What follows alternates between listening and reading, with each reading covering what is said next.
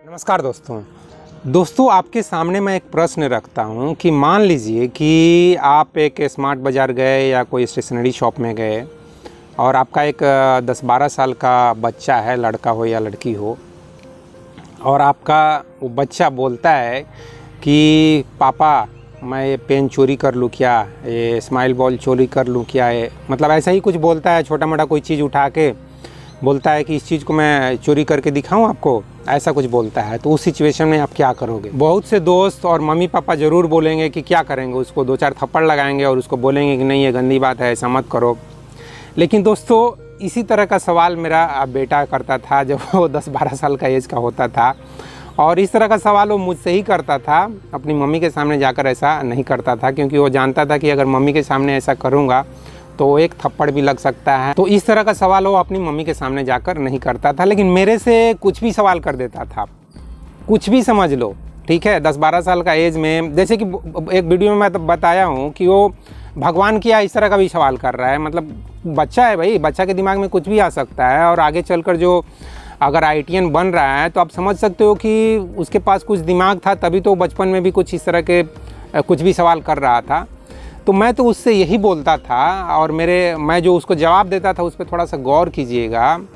मैं उससे बोलता था कि देखो बेटा, कुछ ऐसा है कि ये 10-20 रुपया का चीज़, पेन, पेंसिल, स्माइल बॉल, ये सब चोरी करके भी क्या करोगे यार, ये सब का पैसा तो मेरे पास है, इतना मैं दे सकता हूँ, इसलिए ये सब को चोरी करने का कोई ज़रूरत नहीं है। हाँ, तुम अगर कर सकते हो तो देखो, घर में एयर कंडीशन की ज़रूरत है, ठीक है, वॉशिंग मशीन का ज़रूरत है, इन सब चीज़ों को थोड़ा चोरी करो। ये देखो उधर ये स्मार्ट बाज़ार में पड़ा हुआ, पहले बिग बाज़ार होता था, अब स्मार्ट बाज़ार हो गया, तो देखो उधर पड़ा हुआ है, बड़ा सा टीवी है, बड़ा सा फ्रीज है, बड़ा सा वॉशिंग मशीन है, AC है, तो इन सब चीज़ों को चोरी करो यार। ये क्या छोटा सा उठा के लेके आते हो, पापा इसको मैं चोरी करके दिखाऊं क्या, ये करके दिखाऊं क्या, ये छोटा मोटा तुम चोर बनोगे क्या? बनना है तो बड़ा चोर बनो यार, चोर ऐसा बनो लाइक विजय माल्या के जैसा बन जाओ, या नीरव मोदी जी के जैसा बन जाओ, ऐसा कुछ बनो यार।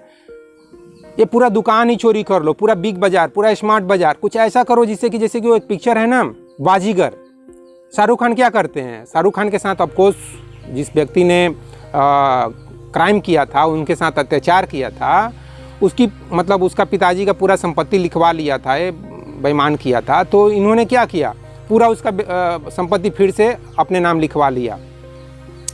तो अगर करना है तो कुछ बड़ा काम करो यार, पूरा स्मार्ट बाज़ार को लेके उठ जाओ, कागज़ पे लिखवा लो, या मैं तो कहूँगा पूरा इंडिया देश को ही बेच दो, पूरा इंडिया देश को ही चोरी करके फॉरेन में चले जाओ, या पूरा धरती को ही चोरी करके मून पे चले जाओ, मार्स पे चले जाओ, ऐसा कुछ करो यार। ये मेरे से क्या है, सब 10-20 रुपया का चीज़ बताते हो।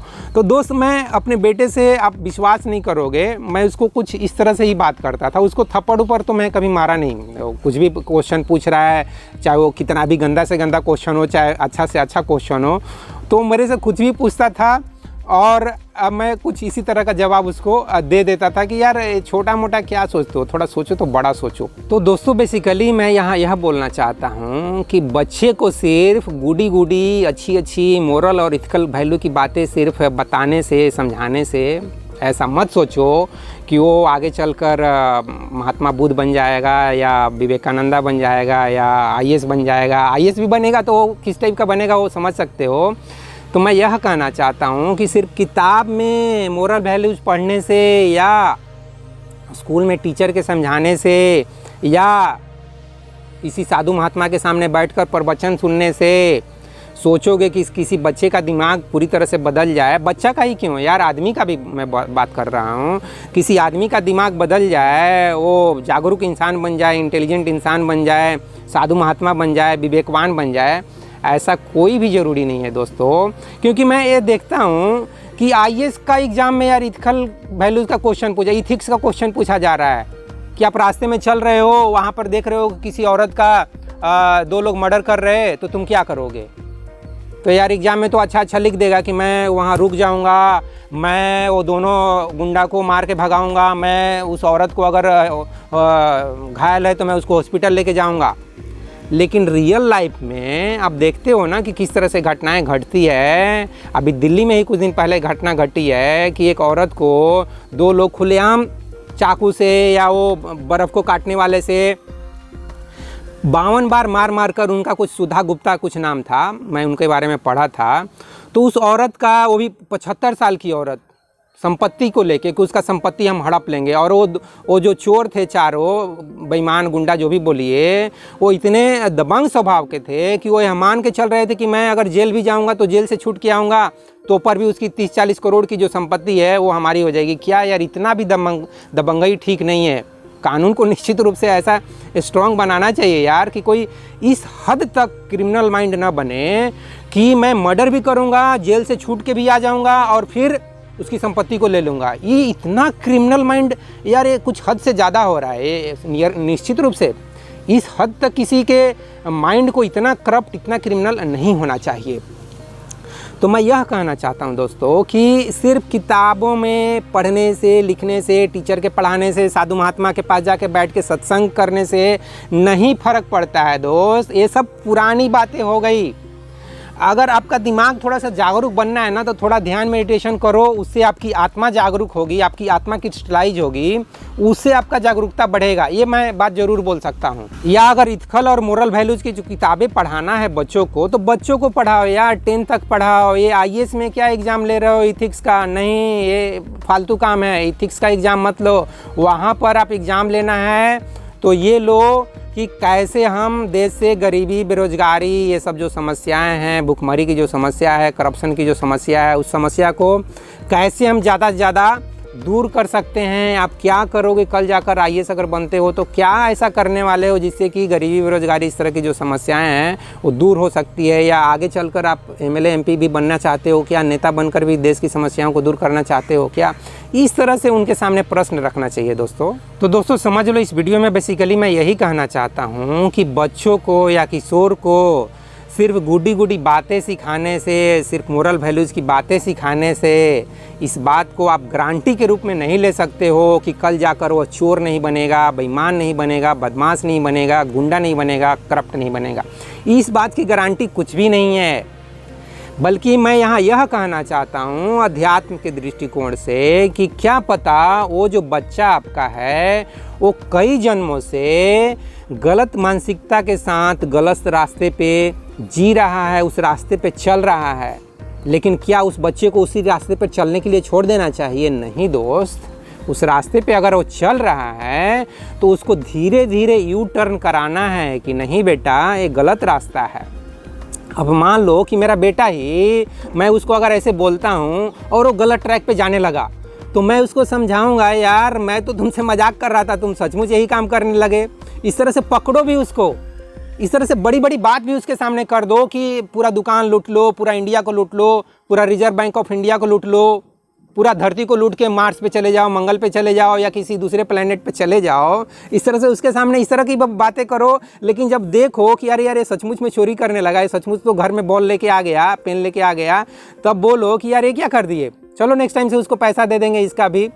तो मेरा कहने का मतलब यही है दोस्त कि एक बच्चे को ना समझाना, बुझाना, उसको संवारना निश्चित रूप से काफ़ी एक डिफ़िकल्ट काम है, काफ़ी एक मुश्किल काम है। वो बोला जाता है ना कि जो बच्चा होता है वो एक मट्टी होता है और उसको घड़े के रूप में हमको संवारना है, सजाना है, उसको एक शेप देना है, तो निश्चित रूप से एक मुश्किल काम है। इसलिए आचार्य प्रशांत हो, चाहे आचार्य रजनीश हो, चाहे दुनिया के जितने भी ये बड़े बड़े मोटिवेशनल गुरु हैं, आध्यात्मिक गुरु हैं, उन सबसे मैं कहना चाहता हूँ कि यार बिना शादी विवाह किए, बिना बच्चा पैदा किए और बिना बच्चे को पालन पोषण किए आप लोग जो बड़ी बड़ी बातें करते हो, मैं आपकी बातों को 2 कौड़ी की बात बोलता हूँ। चाहे वो आचार्य रजनीश तो इस दुनिया में अब जिंदा नहीं है, तो आचार्य रजनीश के भी मैं मुंह पे बोल देता कि तुम जो बड़ी बड़ी बातें कर रहे हो ये 2 कौड़ी की बातें हैं। और आचार्य प्रशांत को भी मैं सामने में जाके ये बात मैं बोलना चाहता हूँ कि आप बहुत बड़ी बड़ी बातें करते हो, लेकिन उसको प्रैक्टिकल ग्राउंड पे करके दिखाओ, तब मैं समझूंगा कि आप कितने एक रियल और प्रैक्टिकल इंसान हो। तो दोस्तों इस वीडियो में बेसिकली मैं यही कहना चाहता हूँ कि एक बच्चे को पालन पोषण करना, उसको समझाना बुझाना काफ़ी एक मुश्किल काम है दोस्तों। इसलिए थोड़ा फैमिली प्लानिंग करो और 1 या 2 बच्चों की ही जिम्मेदारी लो। एक बच्चे पे मान के चलो कि कम से कम 25 लाख खर्चा है, ठीक है, पहले से मान के चलो।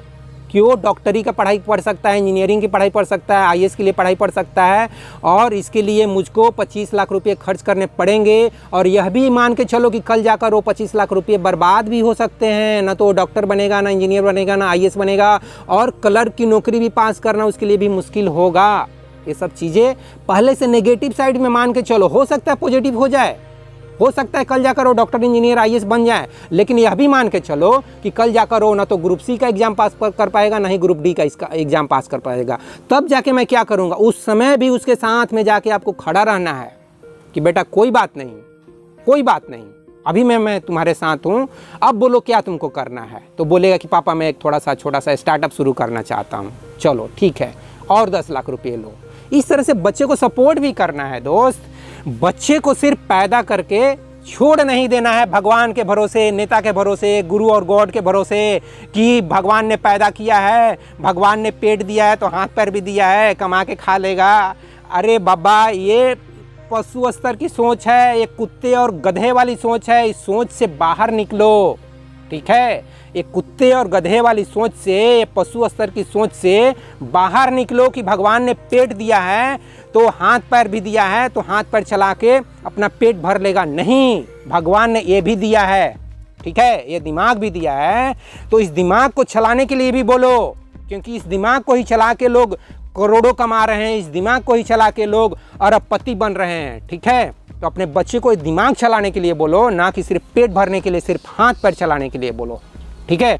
बाकी दोस्तों, इस वीडियो के बारे में आपके क्या विचार हैं, मैंने जो यहाँ विचार दिया उसके बारे में आप क्या सोचते हो, क्या समझते हो, उसके बारे में आप कमेंट बॉक्स में लिखकर बता सकते हो। तो इस वीडियो में बस इतना ही दोस्तों। जय हिंद, जय भारत और जय विश्व, जय भगवान। Thank you very much friends.